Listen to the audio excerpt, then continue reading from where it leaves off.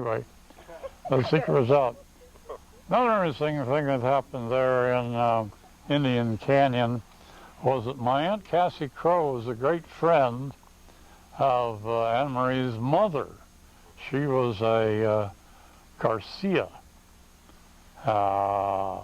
It seemed that there was a fellow by the name of Sebastian Garcia, who was Anne Marie's great-grandfather, and her mother Elena's grandfather. Well, he took up a homestead claim there in about 1890, early 1890. These people had gotten there by running away from the missions, because when the Mexicans defeated the Spanish, they ordered them all out of the country. So the Spanish missionaries took over the missions.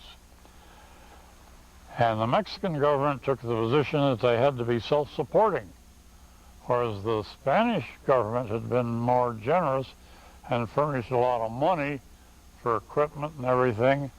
And so it meant then the Indian slaves had to work harder and longer, and they separated the men from the women, and there was such an unhappiness that there was a general runaway. So the runaways that were most successful were the ones that ran away to Indian Canyon. And that area was... Because it was closed by a big swamp. I have a map of 1866, if you're interested. Shows nothing but a big swamp there. And Cienega means swamp. Yeah, Cienega means swamp in Spanish. So anyway. And the horsemen couldn't negotiate either the swamp or the hills, especially up around the waterfalls. Horse couldn't get near the country. So they lived there in peace. And I also have a map that shows an Indian settlement right alongside of the Indian Canyon settlement. Over on the lime kiln side. On the lime kiln side.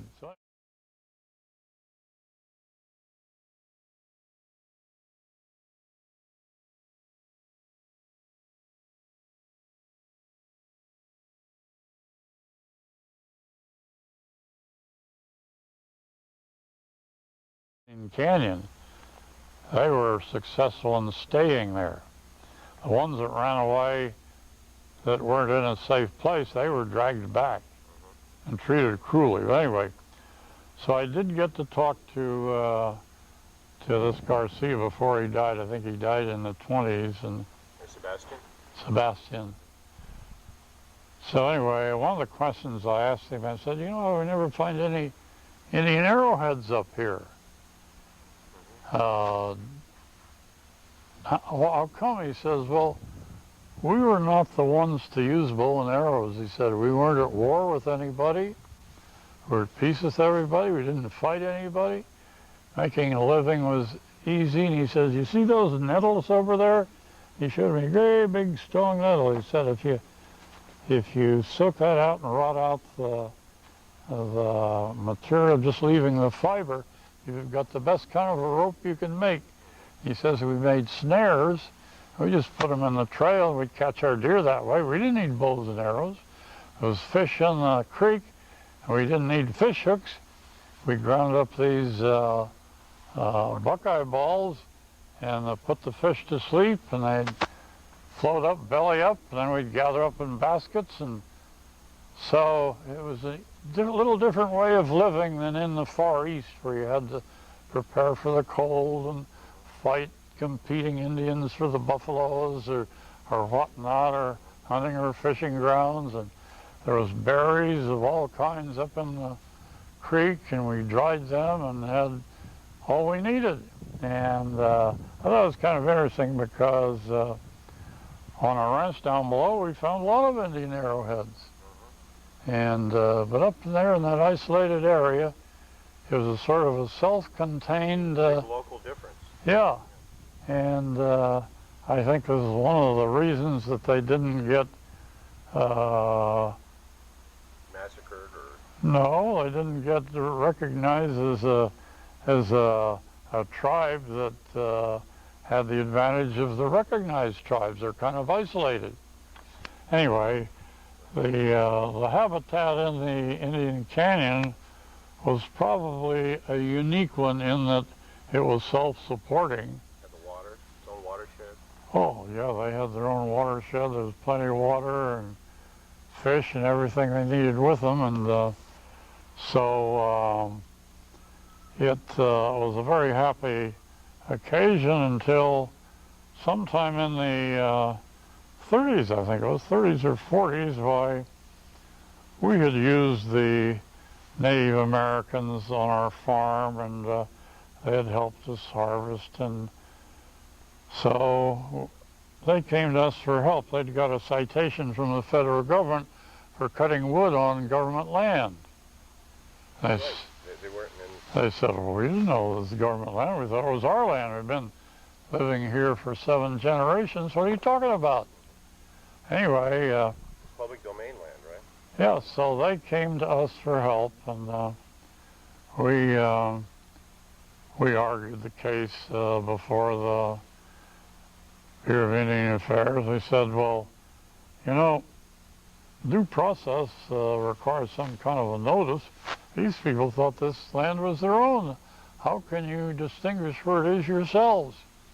I will challenge you to distinguish between Sebastian Garcia's land, where he had a right to cut wood, and this other land that you claim you own. Show it to me. Well, you see, it hadn't been surveyed. They didn't know where it was, so they didn't have a case. So anyway, we became great friends with the Native Americans, and trouble all the time. So you knew Sebastian then for a couple of years? Yeah, he died shortly after I talked to him. Was he in the hospital, or was he living at the canyon? Or? He was very sick up there in the canyon. And they had the tuberculosis epidemic in the early part of the century, too. Well, they died of a combination of smallpox and tuberculosis. And whether it was one or the other or both, I don't know. But at one time, Dr. Orwell, who owned the property down below, closed the gates saying, I don't want all these hearses carrying dead people by my front door dripping any fluid from these people. I want you to go out the other way. So he made them go out down through the Valiant area? Down through the Valiant place, so that they didn't cross Pescadero Creek and they got down to where Wares is. So most of the people finally died.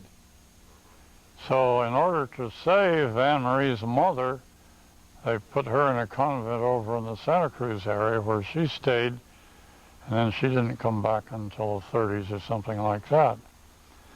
And then she lived there until she died in the 70s or something like that. 73, I think. Yeah, something like that. She was And she left much her property to Anne Marie and her son Christopher. But then you see, Anne Marie wanted to get the property where the old homestead was that burned in the 40s, I guess. And so one of the things she had to establish was water. So she knew I was a water consultant and knew me from way back, and so she asked me to write a report on the water. So we went over the water, and I said, well, I think she's got enough water for what she needs, and he certainly has the water rights to do it. So we approved that and helped her get her allotment. So she was given allotment. One of the requirements was that she would have to make a living poverty level. at the poverty level, which